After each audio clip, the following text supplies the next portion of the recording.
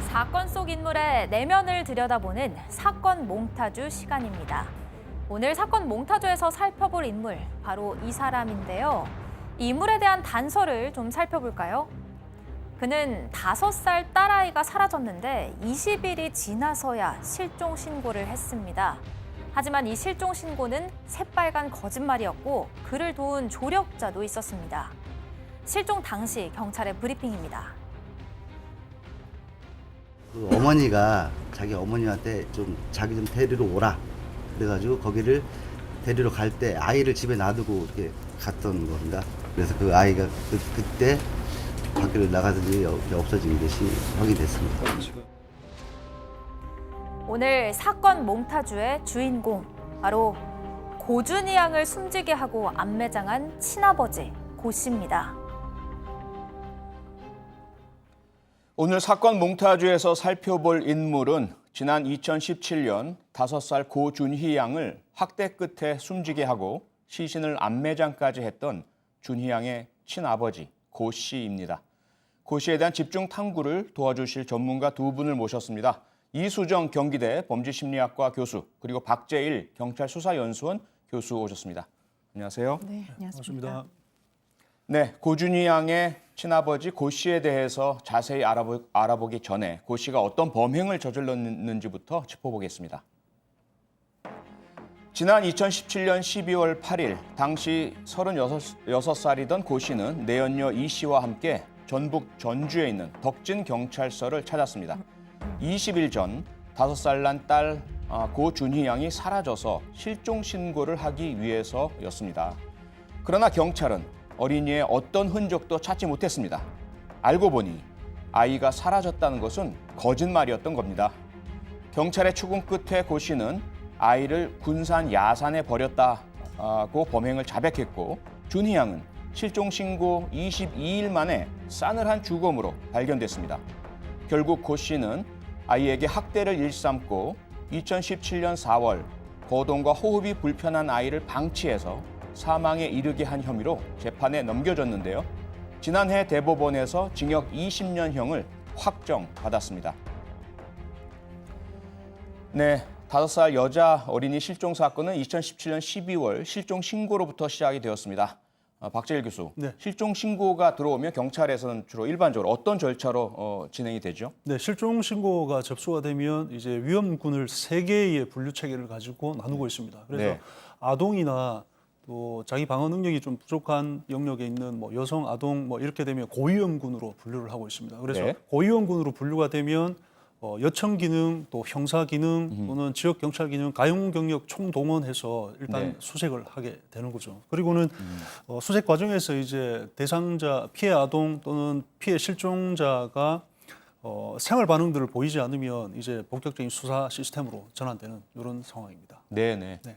네, 이수정 교수님은 뭐 국내 최고의 범죄 심리학자이기도 하시고요. 주로 여성, 아동 등 사회적 약자 대상 범죄에 많은 연구를 해오셨지 않습니까? 네. 이 사건이 특히 안타까운 것이 분명히 어린이가 11월에 집을 나갔다라고 그 부모가 진술을 했지만 실제로는 그 전 4월부터 주민들은 이웃은 보지 못했다 이랬지 않습니까? 네, 네, 혹시 네. 그 당시에 뭔가 좀 우리가 막을 수 있는 또는 미연에 찾을 수 있는 이런 방법은 없었을까요? 그러니까 8개월 전부터 아이의 이제 그 생존 반응을 알 수 없었다. 애가 집에 있을 것으로 추정을 하고 누구도 네. 아이를 찾지를 않았다. 라는 게 이제 제일 끔찍한 이제 그 상황이었던 걸로 보이고요. 네. 그런데 지금 이제 이 아이가 만 당시에 5세였거든요. 네. 그러다 보니까 이제 만약에 이 아이가 초등학교를 들어간 상태에서 실종이 됐으면은 아하. 뭐 그러면 아무래도 누군가 담임 선생님이라도 찾았을 텐데 이 네. 아이는 이제 학령 정기 아동이었기 때문에 아하. 2017년만 하더라도 지금 이 학령 정기 아동은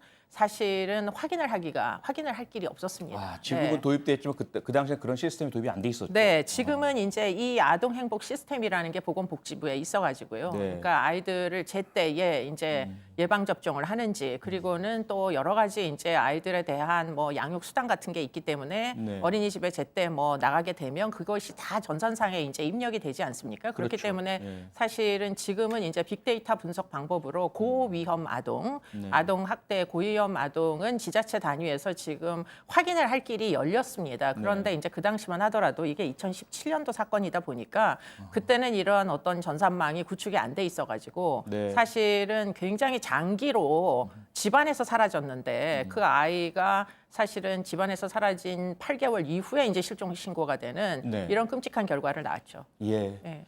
네, 경찰 조사 끝에 고 씨는 아이가 숨져서 군산 야산에 버렸다라고 자백을 했습니다. 시신 유기 현장 검증 당시 상황을 직접 보시겠습니다. 어떻게 할 거냐고 얘기해서 신고를 할까도 생각을 했습니다.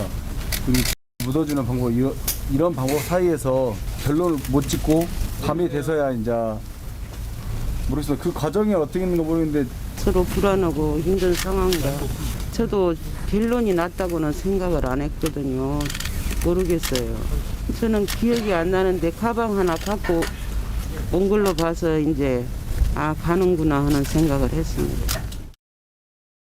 네, 친아버지는 원래 이웃들에게는 자상한 아빠로 알려져 있었다고 합니다. 그리고 실종 신고 당시에도 울면서 실종 신고를 했었다고 하고요.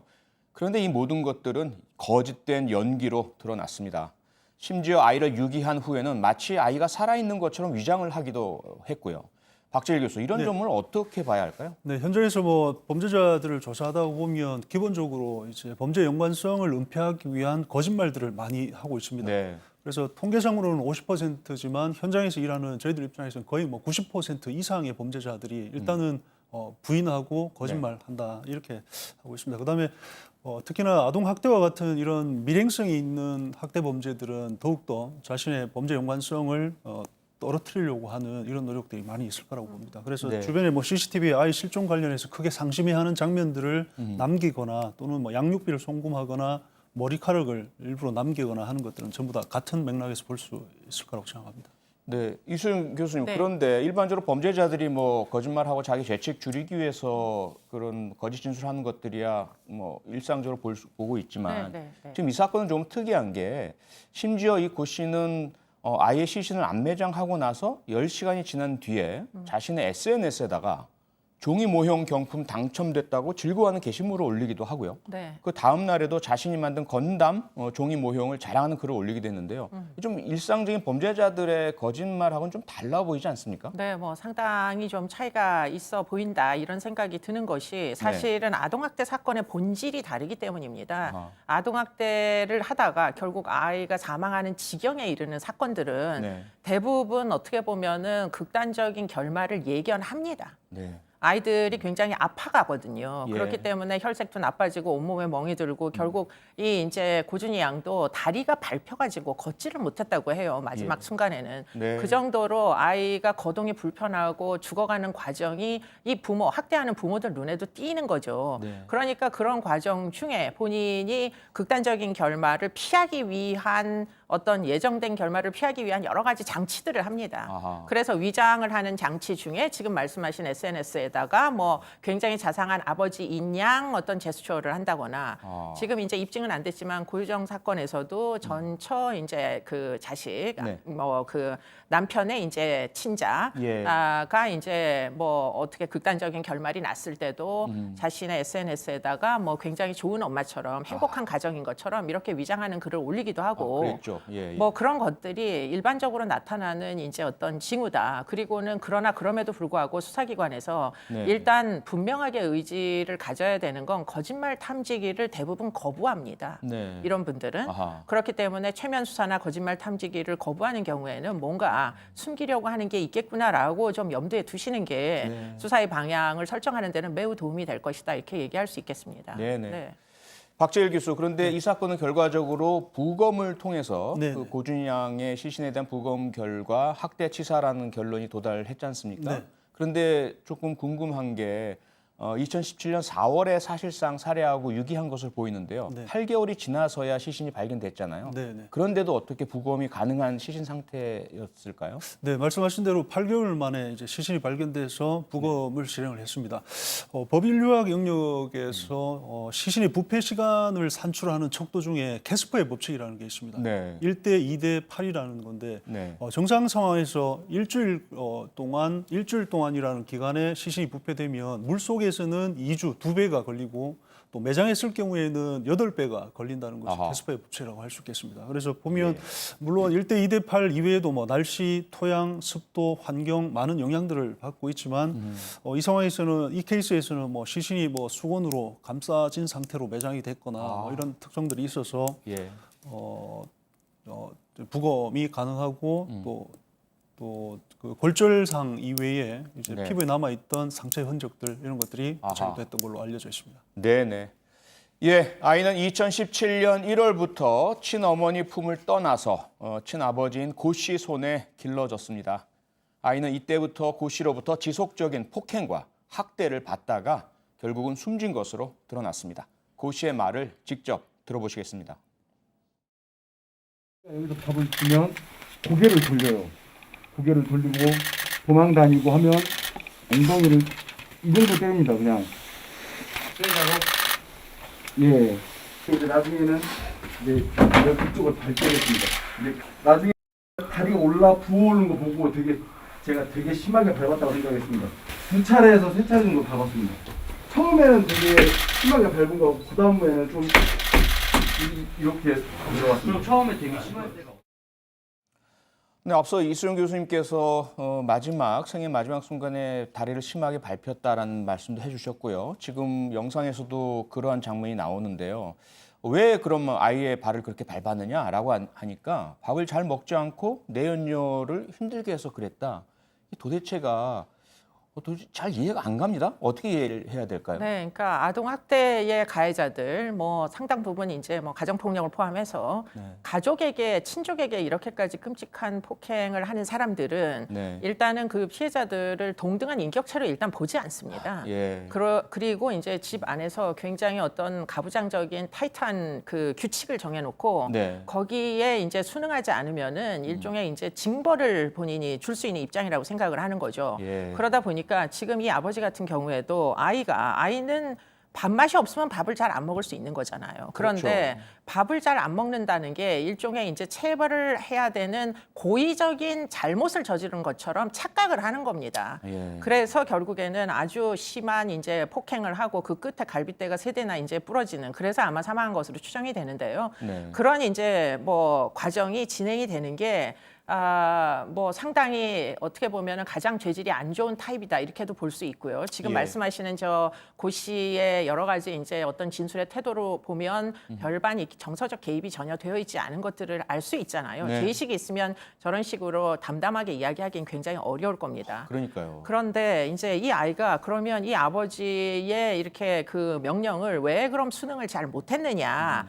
그 부분을 우리가 주목을 해야 되는데, 아이들은 아이들이기도 하니까 수능을 못하는 데다가 이 아이에게는 이제 어떤 뭐 일반적인 발달의 속도가 늦어지는 장애 요인이 있었어요. 예. 이 친구가 어떤 장애 요인이 있었느냐면 갑상선 기능 항진이라고 하는데요. 네. 기능 저하가 있으면은 아이들이 제때에 신체적인 발육을 정상적으로 하기가 어렵습니다. 더군다나 신체적으로 정상적인 발육을 하지 못하면 인지적인 수준에서도 발달이 지체됩니다. 네. 그러니까 부모가 무섭게 해서 명령을 하는 것을 이것을 정말 따라야 한다라는 인지적 판단을 할 수 있는 능력이 안 됐을 거예요. 어허. 만 5세 정도 됐어도. 예. 그렇기 때문에 이런 상황에서는 아마도 아이가 5살씩이나 됐는데 내 말을 이렇게 고의적으로 어기다니 네. 하는 착각으로 점점 폭행이 심화됐던 것으로 보인다는 거죠. 아하, 예.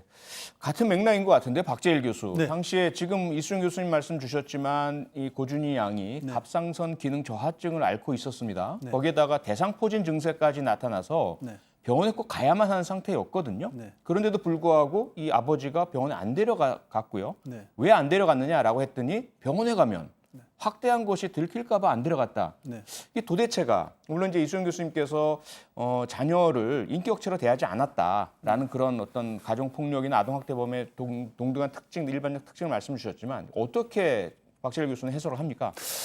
일단 고 씨의 입에서 스스로 학대라는 표현이 나왔다는 건 네. 피해 아동에 대한 학대 행위가 이 케이스 하나 단발성이 아니었다는 것들을 의미하기도 하고 예. 또 하나 고 씨가 놓치고 있는 건 신체적인 학대 이외에 정상적인 의료 지원을 받아야 할 의료적인 네. 방임 역시도 명확한 아동 학대에 해당하는 거죠. 예, 전반적인 아동 학대가 그러니까 뭐 신체적인 폭력뿐만 아니라 정서적 학대, 방임 이런 것들이 종합적으로 있어 왔다고 볼 수 있네요. 네. 이수영 교수님, 그렇다면 애초에 이 아버지는 고준희 양 같은 어린이를 보호할 자격이 없는 거 아닙니까? 자격이 없는 것으로 보입니다. 네. 그렇기 때문에 만약에 제대로 된 아동 학대의 예방 시스템, 감지 시스템이 있었다면 예. 이미 폭력적인 습격으로 여러 번의 임시 조치를 받아야만 하는 사람이었다. 그러니까요. 그런데 우리나라의 아동 학대 이제 관리 시스템은 이 임시 조치에 대하여 굉장히 드물게 이제 선고를 하게 되는 거고요. 네. 빨리빨리 이루어져야 되는데 이제 1년에 아동 학대 사건이 3만 건 정도 발생하거든요. 예. 그런데 이 중에 10%만 사건화가 됩니다. 사건화가 된 중에 여러 가지 뭐 절차를 거쳐 가지고 마지막으로 법원에 가서 아동 보호 사건으로 가정법원으로 가는 거 말고 네. 형사법원으로 가는 사건이 기껏해야 200에서 300건밖에 안 돼요. 그러니까 3만 건 중에 200에서 300건은 가해자가 처벌받는데 지금 이 아버지는 그런 처벌을 전혀 받을 기회가 없었던 거죠. 네. 예, 그래서 이러한 끔찍한 아동 학대 치사범 고 씨를 이해할 수 있는 몽타주 포인트 이수영 교수님 어떻게 정리를 하십니까? 네, 저는 그냥 뭐 이게 너무 유순한 표현인지 모르겠는데 어리석은 아버지. 어리석은 아버지. 네, 훈육은 네. 아버지의 권리가 아닙니다. 네. 그리고는 더군다나 훈육을 이렇게 잔혹한 폭행을 쓰시는 이런 부분에 대해서는 지양해야 되는 거고요. 네. 이제 체벌이 이제 민법에서 빠졌습니다. 네. 이 이제 부모의 권리가 아닙니다. 그랬죠. 예. 그리고는 아동학대는 다시 말하지만 범죄입니다. 그렇기 때문에 좀 더 많이 사건화를 해주시고 좀 더 많이 임시 조치를 한다면 아동학대로 목숨을 잃는 아이들은 구제받을 수가 있습니다. 네. 자, 그렇다면 박재일 교수가 본 몽타주 포인트는 무엇입니까? 네, 제가 본 몽타주의 포인트는 미완의 반성문입니다. 미완의 반성문. 네. 네. 아동학대 처벌법은 2013년에 발생했던 인천 소금밥 사건에 대한 사실상 기성세대의 반성문과 같은 의미를 가지고 있죠. 예. 네, 그래서 처벌 절차나 보호 규정들 이런 것들이 잘 규정이 되어 있는데 네. 그럼에도 불구하고 이 케이스에서 보셨다시피 흘려보내지 말아야 될 피해 아동의 구조 신호들 예를 들면 어린이집에 결석을 하거나 병원 진료 당시에 의사의 어떤 면접 이런 것들이 결국은 이런 시그널들이 무시된 측면들이 있지 않겠나 네. 이렇게 생각을 하고 있습니다. 그래서 강력한 처벌과 함께 이런 아동들이 보내는 시그널들을 놓치지 않는 어떤 보완책들이 필요하지 않을까. 법과 제도의 네. 보완이 우리 어른들이 아동 학대로 희생당한 어린이들에게 쓰는 반성문을 완성하는 것이다. 이렇게 이해하면 되겠네요. 네, 맞습니다. 이수영 교수님, 그런데 네. 남은 의문이 좀 있습니다. 네. 하나는 정말 과연 고의 없는 학대 끝에 사망하게 된 것이냐, 아니면 혹시라도 미필적 고의든 어떤 살인에 대한 가능성은 없느냐라는 것이 하나의 의문이고요. 또 하나는 도대체 왜 7개월 지난 뒤에 실종 신고를 했을까라는 부분이거든요. 어떻게 보십니까? 일단 실종 신고를 한 부분에 대해서는 아마 이제 뭔가 거주지를 옮기거나 무슨 어떤 생활의 변경이 있기 때문에 그 전까지 일어났던 이 집에서 일어났던 모든 이제 부정적인 면을 1차적으로는 정리를 해버리려고 하는 아하. 그래야 이제 다시 2주 가면 주민등록도 다시 이제 전입 신고도 해야 되고 하는데 예. 그런 종류의 필요 때문에 그렇게 하지 않았을까 이런 생각을 하게 되고요. 네. 아까 잠깐 말씀하셨지만 아동 학대 치사 사건은 저는 이것은 살인죄를 적용해야 된다고 생각합니다. 그러니까요. 죽어가는 과정을 부모들이 볼 수 있어요. 네. 어느 날 갑자기 한 대 맞았다고 아이가 죽지 않습니다. 그렇기 때문에 이런 범죄를 치사라는 명명, 일종의 이제 과실을 전제하는 거잖아요. 네. 이런 죄명을 적용하는 나라는 사실 대한민국이 뭐 굉장히 그 선진국 중에서도 예. 소수의 국가에서만 이 치사를 적용을 하는 거라고 전 알고 있습니다. 그렇죠. 그렇기 예. 때문에 선진국은 대부분 살인의 고의를 인정하는 죄명을 적용하고요. 네네. 지금 그런 차원에서 보면 아까 말씀하신 미필적 고의 분명하게 있었다고 보입니다. 네네. 그런 고의가 있는데 왜 살인죄를 적용하지 않는지 묻고 싶어요. 그러니까요. 네. 하나만 더 여쭤보고 싶은 게 뭐냐면 이 아버지뿐만 아니라 내연녀, 네. 내연녀의 어머니까지 어떤 형태로든 그 학대에 참가한 정황이 보이고요. 네. 그다음에 시신의 유기에 이르기까지 다 알고 있었던 것으로 확인이 되거든요. 이 어른 3명이 어떻게 이렇게 그 어린아이에 대한 학대를 함께 지속하고 또 이후에 반성도 하지 않고 은폐하고 이렇게 가담했을까요? 글쎄, 일단 이제 이 내연녀는 아이에 대해서 전혀 애착이 없었던 것 같아요. 다만 이제 이 아이가 장애 요인이 있지 않았습니까? 네. 더군다나 대상포진으로 계속 병원을 가야 되고 여러 가지 불편함을 유발했을 거예요. 네. 뭐 이 그 재혼남이 아하. 결국은 전처 자식을 데리고 있는데 전처 자식이 계속 의료적인 필요를 이제 갖고 있으니까 어떻게든 우리의 행복한 생활을 위해서는 얘를 좀 없어졌으면 좋겠다 이런 마음이 한편으로 있었을 거고요. 네. 아마도 그 어머니는 딸이 이제 공궁에 처한 거를 어떻게든 뭐 도와주려는 아하. 이런 이제 시도 때문에 유기를 함께 가담한 거 아니냐 이렇게 추정이 됩니다. 네네. 네, 지금까지 5살 친딸을 폭행해서 숨지게 하고 야산에 안매장한 아버지 고 씨의 이면을 짚어봤습니다. 두 분께서 말씀해주신 고 씨의 이면들에 대한 키워드들이 화면에 떠 있습니다. 어리석은 아버지, 비정한 조력자, 미완의 반성문, 뒤늦은 자백 등이 있는데요. 제가 본 고 씨의 이면은 냉혹한 살인자라고 생각합니다.